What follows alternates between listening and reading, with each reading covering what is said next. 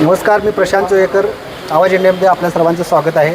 पुण्यसृष्टी सहकारी गृहनिर्माण संस्था या संस्थेनं कोल्हापूर महानगरपालिकेच्या रस्त्यावर अतिक्रमण केलं होतं. या अतिक्रमणाबद्दल जनता दरबारमध्ये 2 वेळा प्रश्न उपस्थित केला होता. कुठल्याही प्रकारची कारवाई केली नाही. त्यानंतर नोटीस पाठवण्यात आली. मात्र नोटीस पाठवल्यानंतरसुद्धा संबंधित बिल्डरने कुठल्याही प्रकारचं त्याला दाद दिले नाही किंवा महानगरपालिके यांच्याकडूनसुद्धा कारवाई केली नाही. संबंधित नागरिकांनी महानगरपालिकेकडे का कारवाई केली नाही याचा जाब विचारला असता महानगरपालिकेकडे अतिक्रमण काढण्यासाठी साधनं नसल्याची उत्तरं दिली जात आहेत. आज जनता दरबारमध्ये सम्राटनगर येथील प्राध्यापक जॉर्ज क्रूज सर आलेले आहेत. सर, काय परिस्थिती होती आणि आता काय सांगण्यात आलं तुम्हाला? आम्ही अतिक्रमण जे पुण्यसृष्टीने केलेलं आहे ते अतिक्रमण काढावं म्हणून कॉर्पोरेशनमध्ये गेल्या जनता दरबारला आलो होतो 11/6ला आणि आज परत जनता दरबार भरवलेला आहे.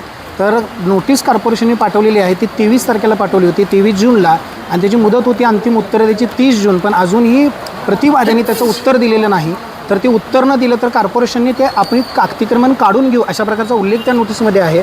तर आमचं मत एवढंच होतं किंवा मागणी एवढीच होती की संबंधित जे अतिक्रमण आहे ते लवकरात लवकर कॉर्पोरेशनने काढून घ्यावं आणि आम्हा नागरिकांना न्याय द्यावा, एवढीच आमची इच्छा आहे. अतिक्रमण काढण्यासाठी आम्ही साधनं उपलब्ध करून देऊ असं सुद्धा सांगण्यात आलं. मात्र महानगरपालिकेने कोणतीही कारवाई केलेली नाही.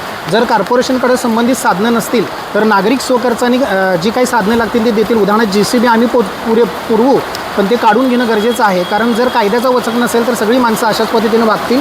त्यामुळे पुन्हा एकदा महानगरपालिकेला आमची विनंती आहे की लवकर लवकर कार्यवाही करावी. पण महापौर मॅडमनी 4 दिवसात कारवाई करतो असं त्यांनी सांगितलेलं आहे. खरं तर महानगरपालिकेच्या प्रशासनाची चूक आहे. साधनं भाड्याने आणून कारवाई करायला पाहिजे, ते मात्र कोणत्याही प्रकारची कारवाई केली नाही. 4 दिवसाची मुदत दिलेली आहे. पाहूया काय होते. आवाज इंडिया, प्रशांत जोयेकर, कोल्हापूर.